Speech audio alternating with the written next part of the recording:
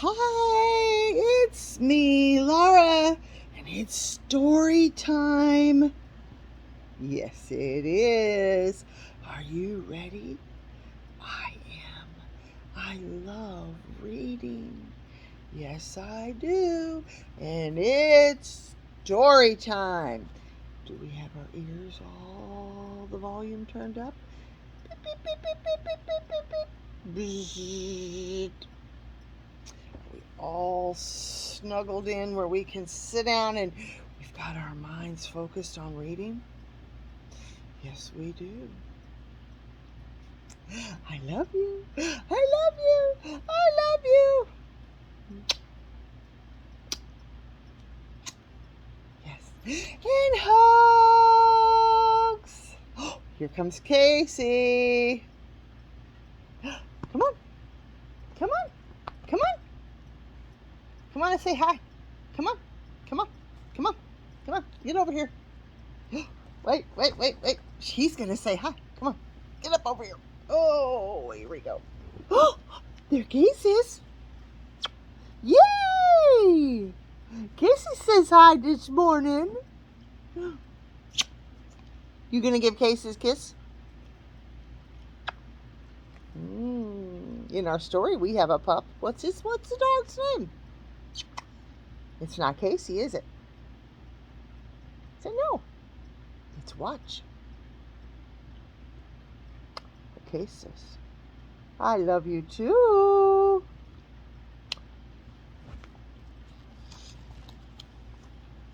Go lay down so I can have story time.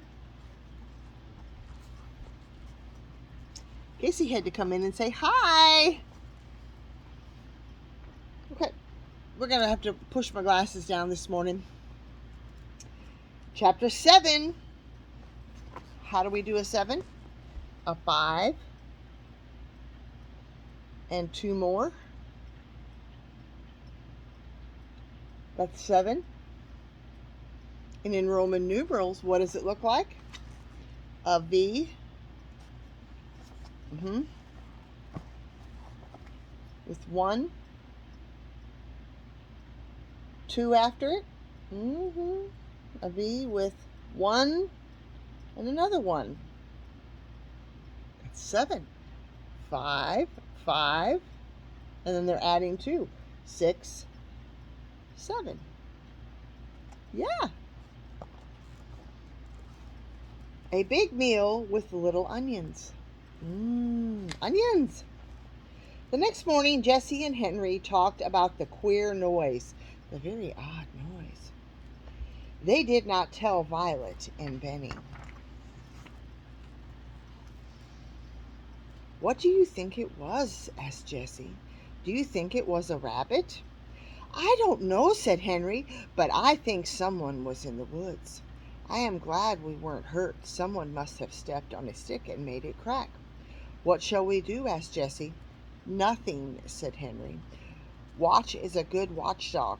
He loves us now, and if anyone tried to hurt us, Watch would take care of us. He would do more than growl. But after this, we must not let Benny go into the woods alone. I'll keep Benny and Violet with me all the time, said Jessie. Good, said Henry, and keep Watch with you all the time, too. Good morning, Benny. Time to get up. Today you must build something for me out of stones. What is it? Said Benny eagerly. I'm not going to tell you, said Henry, laughing. You build it just as Jessie tells you, and you will see. Henry was so eager to begin work that he ran all the way to town. The doctor came to the door and smilingly looked him over from head to toe. My mother will tell you what to do today, the doctor said. She wants you to work in her garden. Mrs. Moore, the doctor's mother, had a sweet face and looked very kind. Good morning, Henry, she said. Do you know how to thin out vegetables? Oh, yes, said Henry. I like to work in a vegetable garden. I haven't had much time to take care of my garden, Mrs. Moore said. There, see that? She pulled out a carrot. It had to come out, for it was much too near the other carrots. Yes, I see, said Henry. He began to thin out the carrots. Mrs. Moore watched him as he pulled out some of the little carrots and put them in a pile. He left the other carrots to grow. Then he began on the turnips. You are a good worker, said Mrs. Moore. I can see that. She smiled at Henry. You may thin out all of these vegetables. Then she went into the house and left Henry alone. He worked all the morning. He thinned out the carrots, turnips, and little onions. The mill bells rang at noon, but Henry did not hear them. He still worked on in the hot sun. Then he saw Mrs. Moore looking at him. You have worked long enough now, she said. You may come again this afternoon. What shall I do with these vegetables I pulled up? Henry asked. Oh, I don't want them, said Mrs. Moore. Just leave them in a pile. Do you mind if I take them? Asked Henry. Oh, how kind of him. He didn't throw them out. He took them with him and he asked if it was okay. No, indeed. Do you have chickens? Then, without waiting for an answer, she went right on. You have done good work. Here is $1. Oh, wow. Henry said thank you and was glad he did not have to answer about the chickens. When Mrs. Moore went into the house, he took some of the little carrots and turnips and onions. If he had looked up, he would have seen Mrs. Moore in the window watching him. But he did not look up. He was too eager to get to the store and order some meat. When he arrived at the boxcar, Benny told him the building is done. I helped with it. The building was a fireplace made of flat stones. Benny did a lot of the work, said Jessie. He carried stones and found wood for the fire. The fireplace was a good one, very good one. The children and Watch had made a hole at the foot of a big rock between two trees. Flat stones were laid in the floor of the hole and around the sides. More big stones were put up to keep out the wind. Jessie had found a heavy wire in the dump and had put the big kettle on it and tied the ends of the wire to the trees. The kettle hung over the fireplace, and the fire was laid. Beside the fireplace was a big wood pile. Fine, fine, cried Henry. You have done well. Now see what I have. The girls were delighted with the meat and the little vegetables, which with Henry's knife they cut the meal into little pieces. Then they filled the kettle with water from the fountain and put the meat into it, and with a tin plate for a cover. Henry started the fire and it burned well at once. Jessie cut the tops off the vegetables and washed them in the brook. They put them in after the meat had cooked a while, she said. Soon the water began to boil and the stew began to smell good. Watch sat down and looked at it. He sniffed hungrily at it and barked and barked. The children sat around the fireplace eating bread and milk. Now and then Jessie stirred the stew with a big spoon. I can imagine how well it smelled, how good. Can you imagine what a big pot of stew would smell like? Think about it. Oh, it smells so good.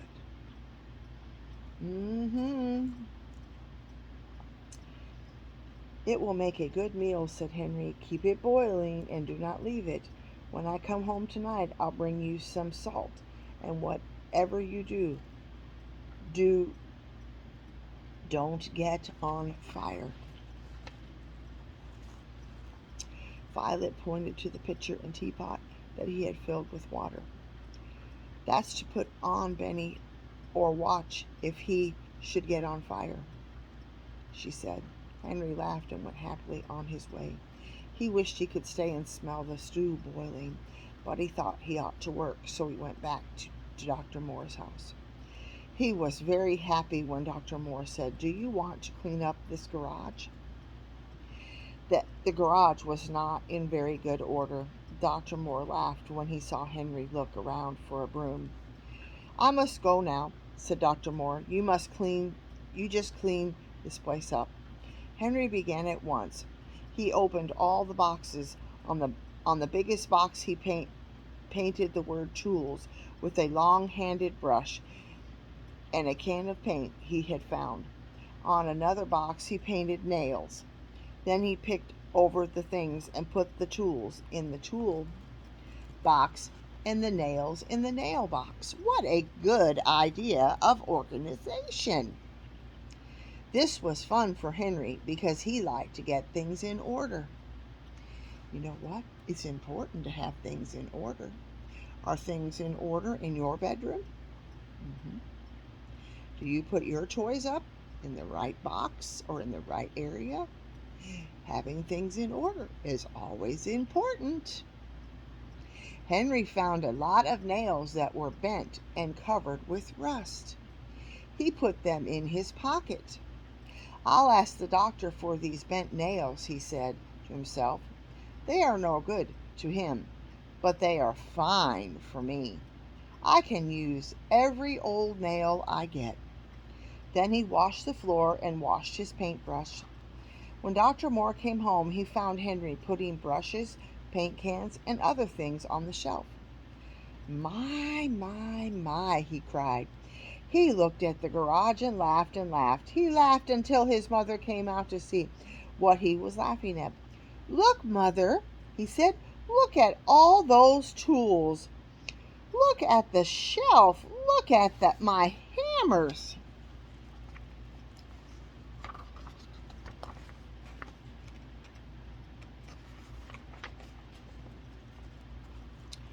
"1, 2, 3, 4 hammers. Your hammers, my hammers, and 2 other hammers. They were all lost.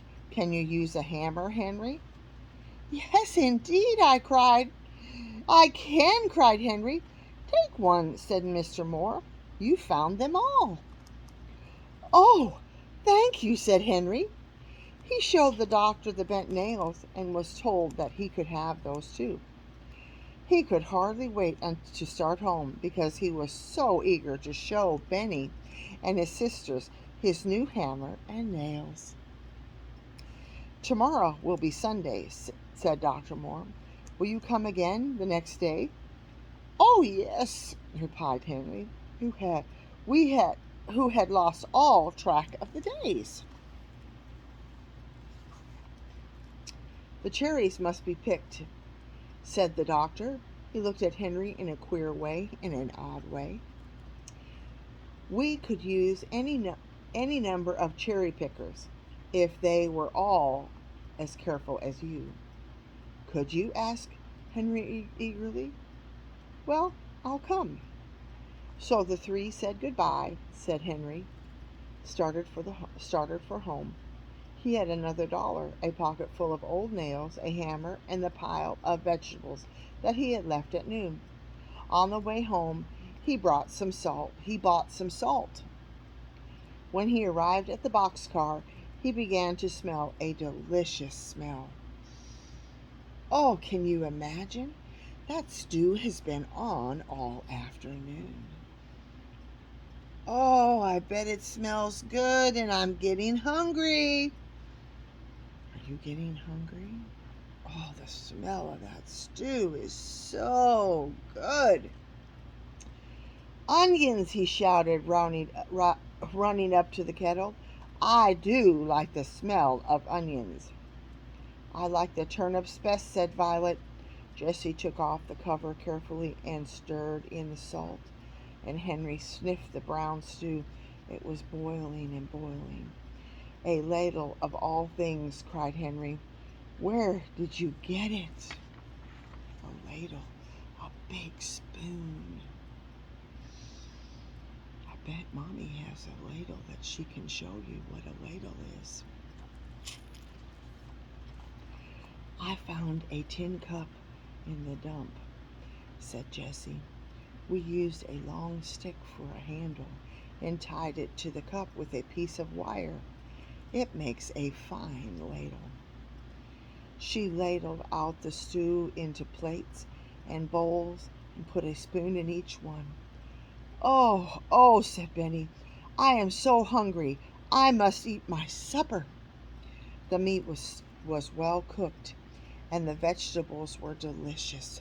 Violet passed her plate for more turnips. "I'd like some more onions," said Henry, and the children ate until they could eat no more. "That was the best meal I ever ate," said Jessie. "Me too," said Violet. "I have time tonight to make Benny's cart," replied Henry. We'll want a cart." "Will you make it with my wheels?" asked Benny.